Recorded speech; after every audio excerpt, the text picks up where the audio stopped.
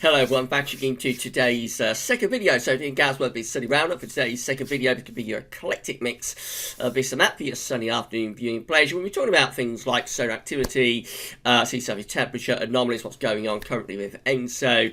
We're going to talk about the QBO as well. We've got some news on that, and we'll be looking at the Arctic Oscillation, North Atlantic Oscillation, and the weather for the next week's 10 days and beyond as well. So sit back, relax, and enjoy.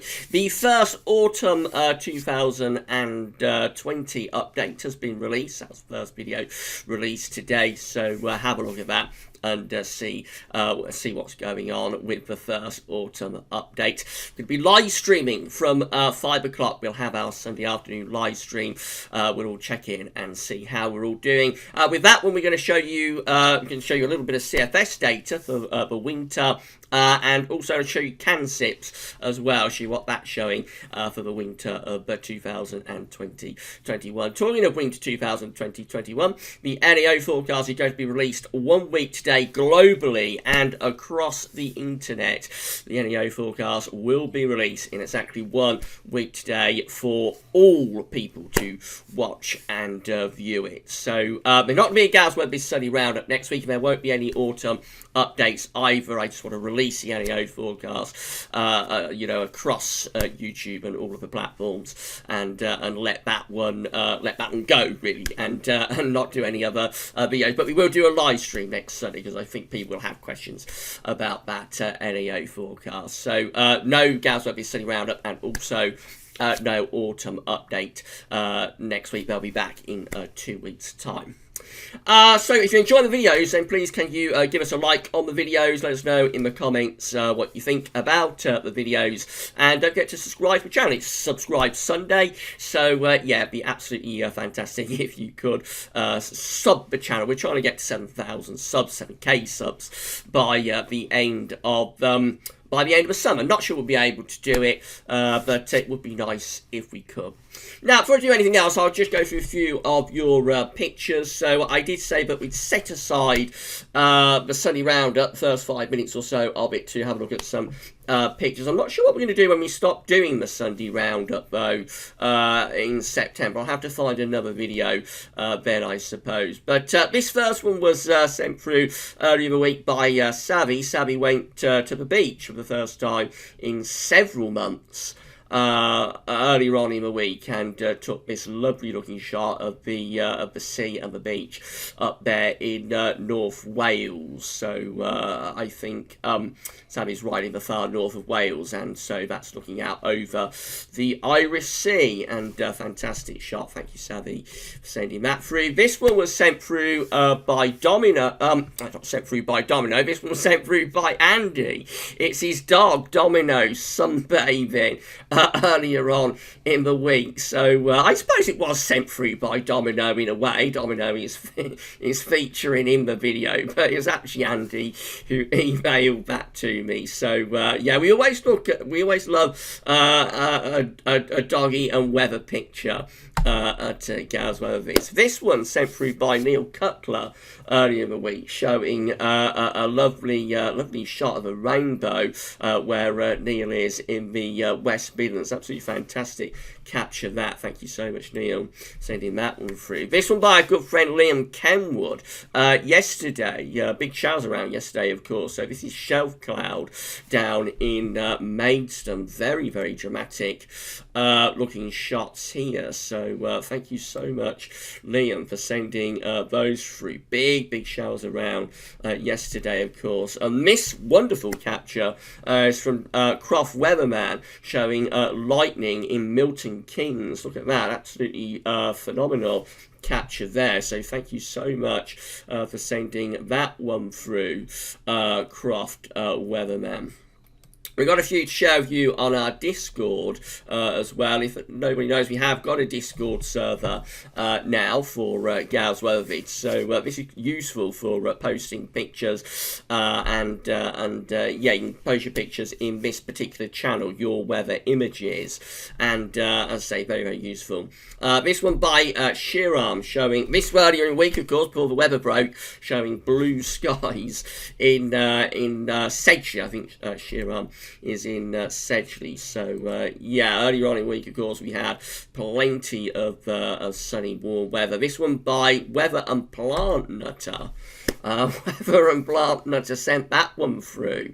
I think that's of a sunset. Not sure where Weather and Plant Nutter is, but certainly some very nice shots there from Weather and Plant Nutter shared with us on our Discord. So there we go. Absolutely lovely looking weather earlier on in the week. I'd say this is all before the weather broke. It's like start of last week, but of course now things are very, very different.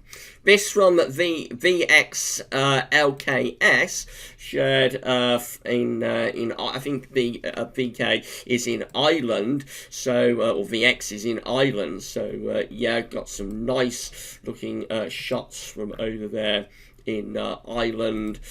Nice horse riding shot there.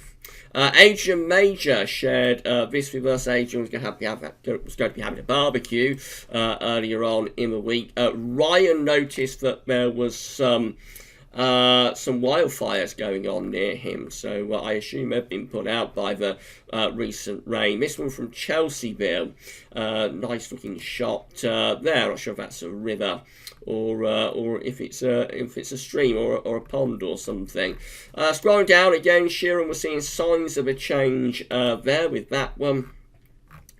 And then, of course, the weather broke and we went into much more unsettled conditions. So I haven't got time to go through all of these. We've got a lot being shared on our Discord. Our Discord is proving to be very, very popular. So if you haven't joined it yet, then you can find the link within the description at GWV. But loads and loads of shots being shared there. Adrian noticing, again, a very different looking sky later on in the week compared to what we had earlier on in the week. So yeah, if you would like to share your pictures on our Discord, then you'll find the link to Discord in the description with the videos at YouTube. So that's how you can get to that. Of course, you can email them to us at gazoffice@gmail.com, and you can also share them with us on Facebook and Twitter. When we get a little bit of time, we're very, very happy to feature your pictures in the videos. So thank you so much, everybody, for sharing your pictures with us. And we'll do some more when we do the next Sunday Roundup. That's going to be in a couple of weeks' time. I say we're resting Sunday Roundup next week as we release the NEO forecast globally and across the internet. Right, so let's move on then. And this is how things are looking in terms of solar activity. So we have got a sunspot. Here we go. Got a little sunspot just here. Solar activity is actually at low levels at the moment. Expected to remain at low levels, but we have got a little bit of activity beginning to appear. And that's how the solar disk looks on our side of this today from solarham.net.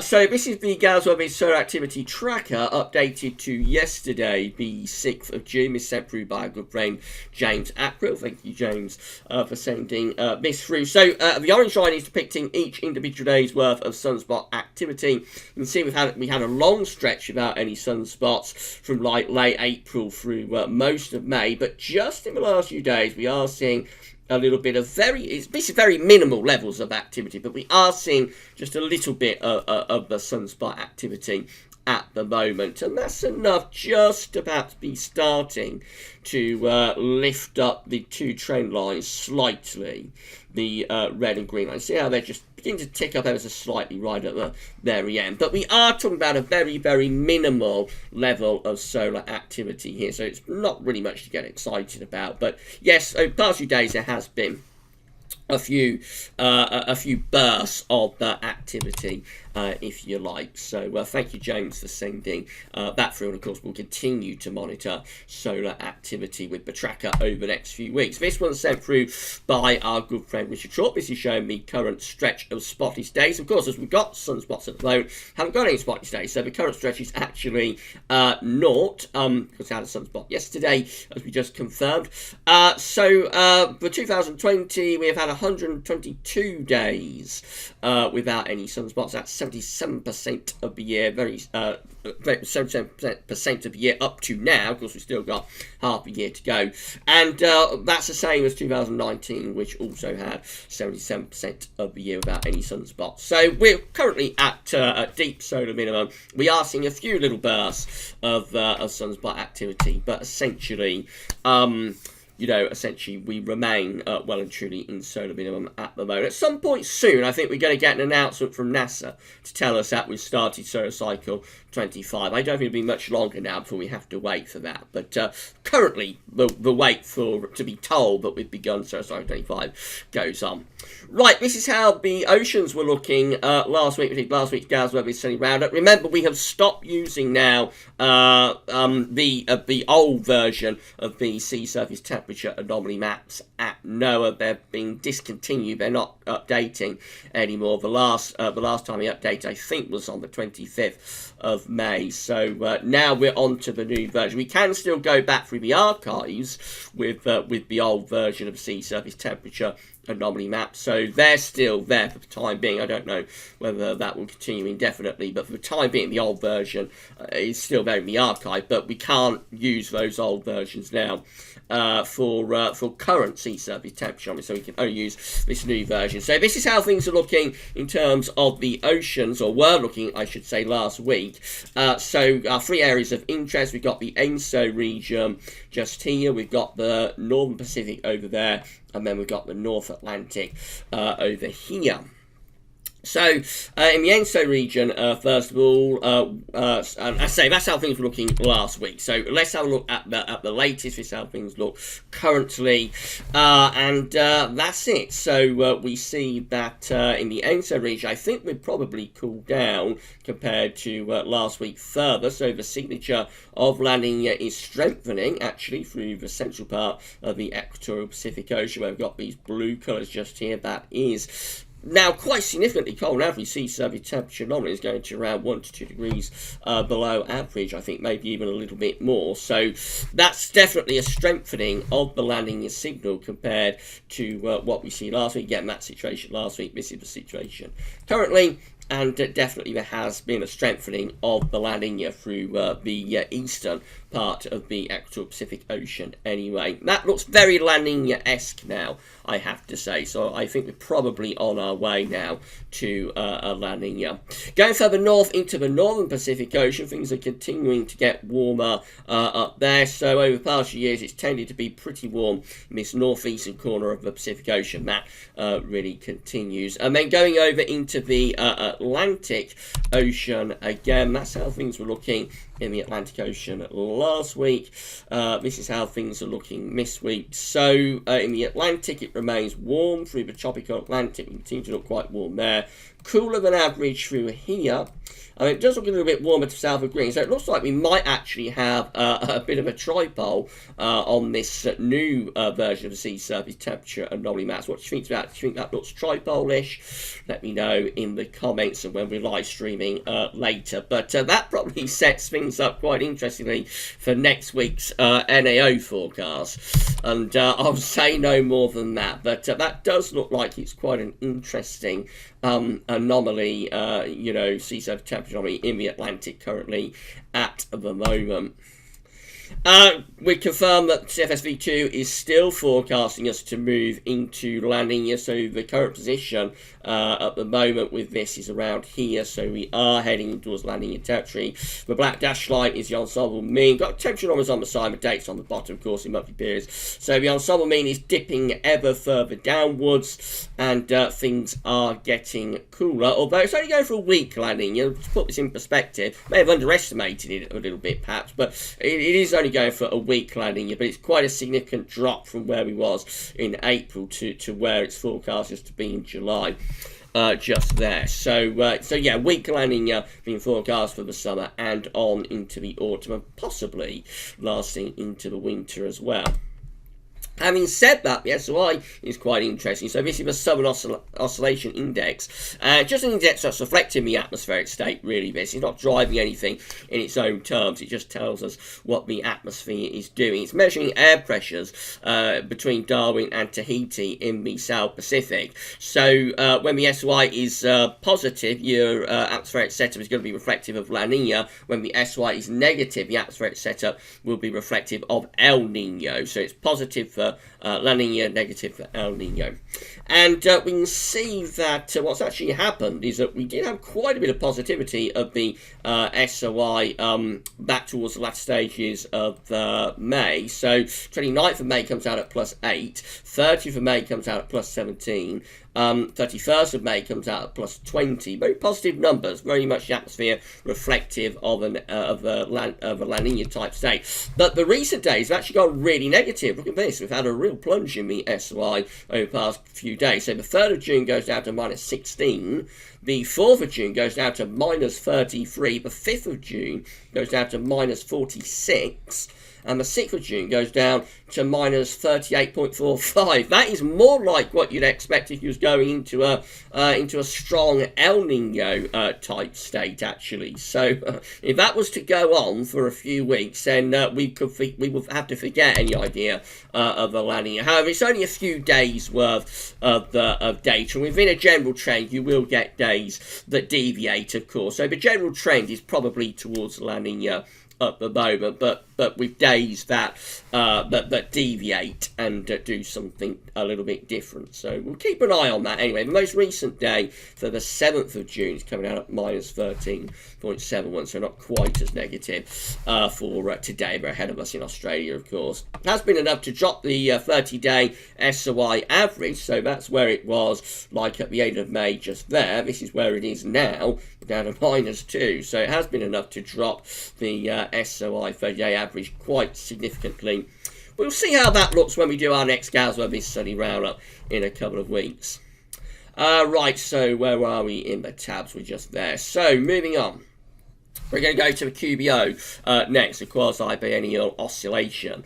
And quite interesting things happening with that. Remember, the QBO, again, it's just an index that's reflecting the atmospheric state. This time, it's kind of telling us the strength of the zone of winds, if you like, and it oscillates through its easterly and westerly phases. So when you're in the easterly phase of the QBO, and that on this chart is depicted by negative numbers, when you're in the easterly phase of the QBO, you will weaken the zone of westerly. And of course in winter that can be associated with cold winters. For example, 1962, 1963 was actually an easterly QBO winter with these negative numbers. So that extraordinarily cold winter, the coldest winter since 1740, was an easterly QBO winter. Bear in mind, most easterly QBO winters are not as cold as that, and a lot of them are actually mild or even very mild. For example, let's see if we can find one down here. So yeah, we've got 19 let's have a look, down to 1990, shall we? So we've got 1989 to 1990, which was an easterly QBO winter, these negative numbers just here through that period, and very much that was a really mild winter, 89, 90. The westerly QBO is when you strengthen the zone of westerlies, though. So westerly QBOs tend to be associated with milder winters generally.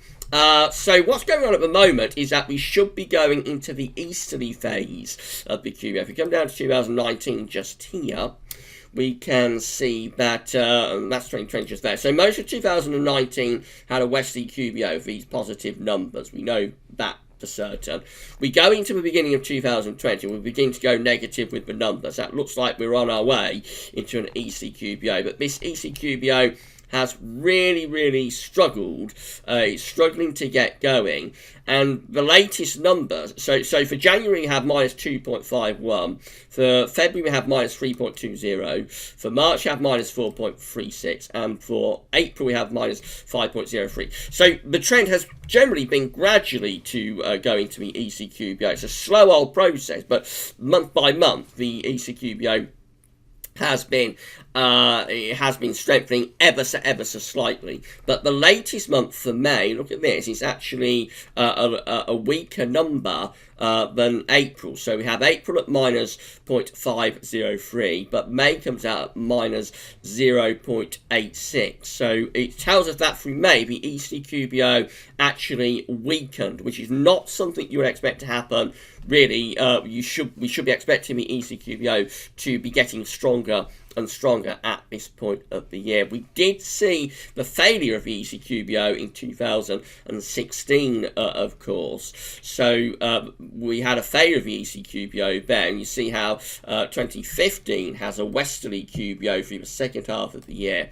And that goes into the early part of 2016. And then just here through the spring and into early summer of 2016, we look like we're moving into the easy phase of the QBO. We should have been moving into the easy phase of the QBO, but it failed, and the Westerly QBO takes off again into the second half of 2016, which, as far as we know, we've been measuring the QBO since the 1950s, remember, so we haven't been measuring it that long. So that's the first thing to say about this. It's possible that these failures and issues of going into these phases of the QBO are more common, they happen more regularly than we think. But at that point in 2016, that's the first time that it had happened that we know of on record. And the QBO should be very, or it appears since the 1950s anyway, it appears that the QBO should be very regular. It should be like a continuous beat or pulse, if you like, almost like a heartbeat that will oscillate between its easterly westerly phase very, very regularly. So what happened in 2016 was kind of like a heart attack, really, for the atmosphere. And are we seeing that again? There is at the moment a lot of speculation about whether we are going to have a failure of the easterly QBO. Again, as we did in 2016, of course, a lot of people are very concerned about this because, as I say, the QBO since the 1950s has been very, very regular. I think it's a little bit early still to say that we're going to get a failure of the ECQBO. We do have an example back in the 1980s of the ECQBO really struggling to get going. So in 1988 to 1989, look at this. We begin 1988 with a westerly QBO. It starts to transition into the ECQBO in the middle of 1988, but look how slow it is to get going through the second half of 1988. Most of these numbers just borderline neutral to very, very slight easterly QBO. It actually goes on into the opening months of 1989 as well. It's ever such a slow process to get that ECQBO going. It's not actually until the second half of 1989 that the ECQBO properly takes off. So in the end, it did take off. It did get going. We did go into a strong ECQBO during the second half of 1989, of a winter of 89-90, which was an ECQ, which was a very mild winter, by the way.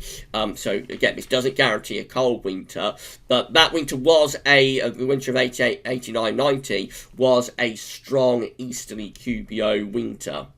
So we see what happened there in 1988 and 1989. It tells us that we have so many months there where we just aren't lifting the QBO off properly, and then all of a sudden it probably takes about around a year, perhaps a little bit less than a year, perhaps about 10 months, but all of a sudden it does start to power up in the end and it gets going. So it's possible we'll see something like that happening this time, because we have gone further into this easterly QBO than we did in 2016. In 2016, we never really got into the ECQBO. None of the numbers go negative, you'll see, in 2016. So we have managed to get further into the development of this easterly QBO this time, but yeah, we'll just have to wait and see where this is going. But obviously quite a few people are concerned about this, because as far as we know, the QBO should be very regular. So if we was to see another failure of the ECQBO, then that would be quite concerning, particularly coming so soon after 2016. This is how things are currently looking from NASA.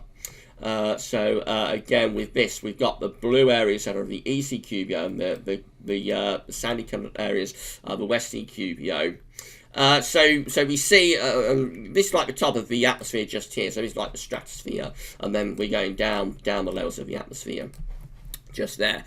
So you can see we've got the ECQBO aloft, right high up in the stratosphere, and have had for some time, but it hasn't managed to push down properly to this all-important 30 HPA line just here. And at the moment, we are actually seeing a little bit of a westerly QBO up here, right at the very top of the stratosphere. And in this sort of level, sort of left over from the westerly QBO that we had last year. So definitely strange things are happening with the QBO, but we can't say at this stage that this is going to be a failure of the ECQBO, because we do have that example from 1988, 1989, where it took a really long time, to about 10 months, for the ECQBO to properly get going.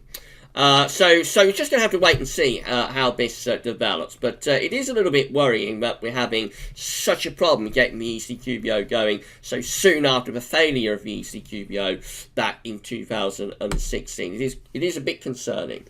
But we'll keep monitoring it, and we'll see what happens as the year progresses. Right then, so this is how the Arctic oscillation is looking. This is the AO observed and forecast chart. So black line shows where we've been with the Arctic oscillation, red lines at the end where the GFS ensembles are forecasting the Arctic oscillation to go. Again, as with all of these indexes, it's just an index that reflects the atmospheric state, doesn't drive anything in its own terms, just tells what the atmosphere is doing. When the AO is positive, you're going to have low pressure up over the pole, and when the AO is negative, you're going to have high pressure over the Arctic. At the moment, the AO is weakly negative. We're just there. In the next few days, we're expecting the AO to go weakly positive. But as we go further on into the middle of June, it looks like the AO going weakly negative again. So yes, it does look as though overall we're in a rather more negative phase of the AO than we have been, certainly back into the winter anyway. And that tells us we probably will continue to see an increase in the blocking signal to some degree. The NAO observed and forecast looks very similar. So again, this is how the NAO is looking. The black line there shows that we are very much around neutral, ever so slightly negative. Next few days, we're going to see the NAO going slightly positive, and then moving into middle of June, looks like, if anything, the GFS ensembles are trending the AO to weakly negative again. Overall, neither index is deviating all that far from neutral, I have to say, but averaging it all out, we're probably on the slightly negative side with both indexes, which tells us we have seen a little bit of a change in the pattern as we've gone into June, as we know, because things have turned quite a lot cooler and more unsettled. Right, let's do some forecasting. We're going to have a look at the GFS upper air temperature and precipitation ensembles for the next couple of weeks for London, Old West Central. So red line is the 30-year upper air temperature average for London. Going to be cool over the next few days. Though, yeah, got more cool weather coming up in the coming days through to around the second half next week. Then we see the temperatures beginning to lift up. We find that the temperatures are starting to warm up as we go into the end of next week and next weekend, potentially becoming really quite warm and increasing the humidity perhaps a little bit as well. I mean, it's generally staying a bit above average as we go through into the second half of the month. So once like the next 4 or 5 days are out of the way, things do look relatively warm there with the upper air temperatures, but also a little bit unsettled. So the next few days don't have too much precipitation coming up, but once you get the next few days out of the way, it does look as though like the end of the week into the weekend and next week could actually turn quite wet. We could actually have some quite heavy rain then. Beyond that, into the second half of the month, things do look as though they're drying out a little bit. So it's a complicated pattern what's happening. I'll show you in a moment, but it looks as though as we move on into like the second half of the month, we may see things becoming a little bit warmer and drier then, and things are going to get warmer like next weekend, but they'll be quite unsettled then probably. Temperature anomalies are coming out below average from the 7th to the 15th of June, which you would expect given the next few days, certainly up to around 11th of June, around the end of this coming week. Temperatures are, upper air temperatures below average. So we'd expect the temperature anomaly to be below average. That's what we see. Proper east-west split across Europe. Many east parts of Europe warmer than average, many western parts of Europe cooler than average. Precipitation anomalies look like that. Bit drier than average to the northwest of the country, most places near normal, with precipitation from the 7th through to the 15th of June.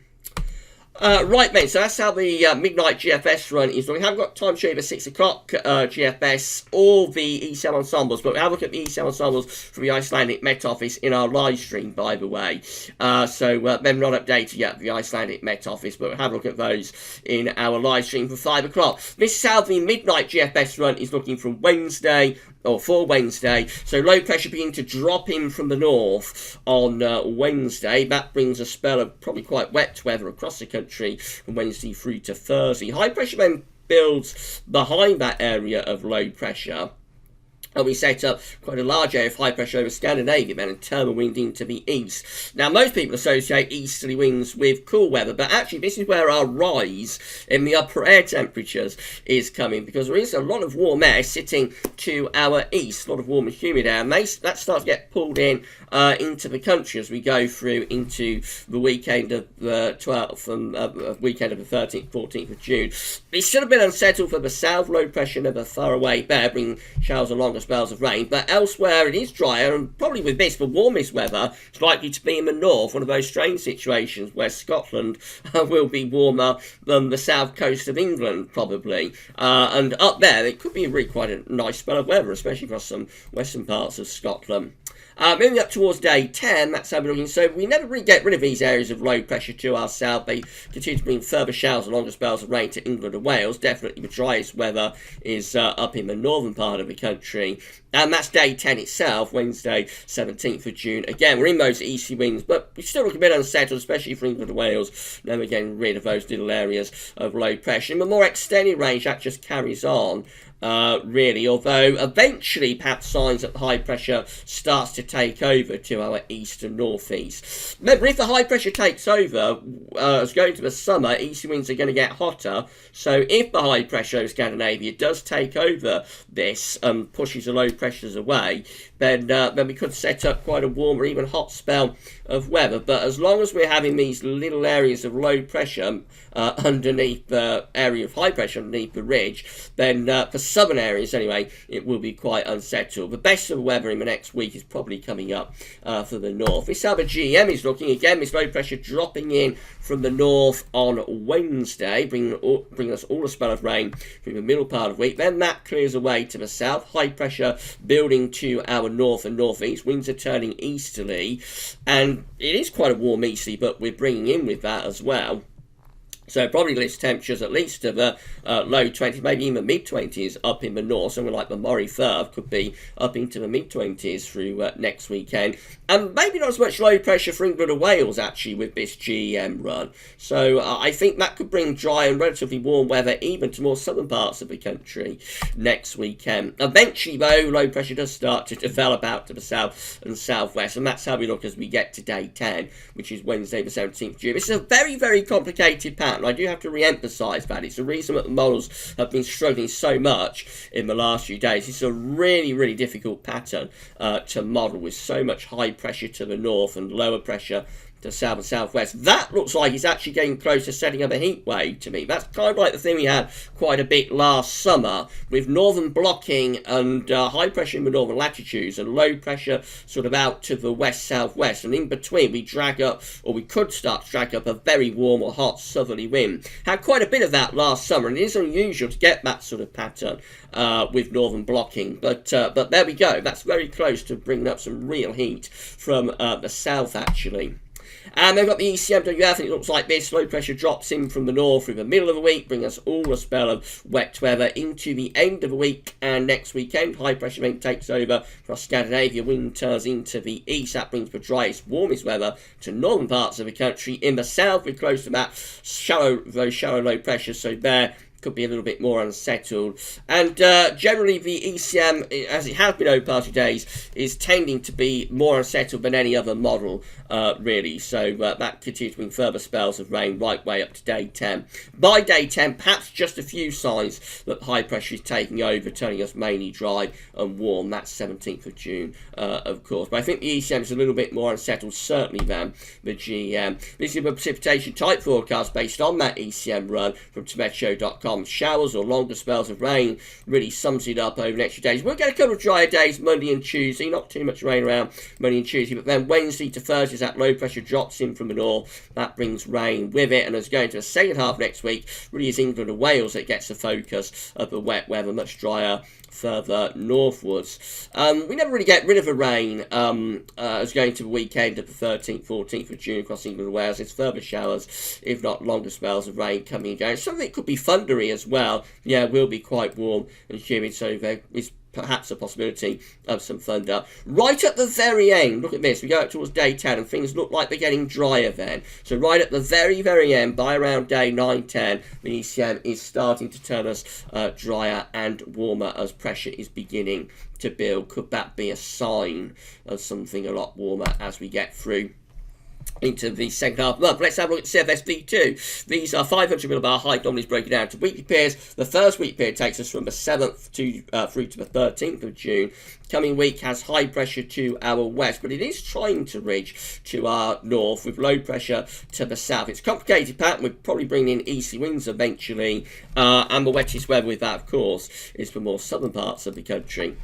And then week 2 takes us into high pressure. This is the 14th to the 20th of June. This is very different to what the CFS, I should say, have been showing for several days for week 2. So just going to show you how things are struggling at the moment with these models. But this one takes us into a proper easterly and a very warm easterly at that, with low pressure down to the southwest. I think we would expect potentially quite a hottish sort of week there, really, from the 14th to the 20th of June. I don't see why not. And then we go through to week 3. It's the 21st, 27th of June. The high pressure band from Scandinavia to Greenland. The low pressure is trying to come in underneath that.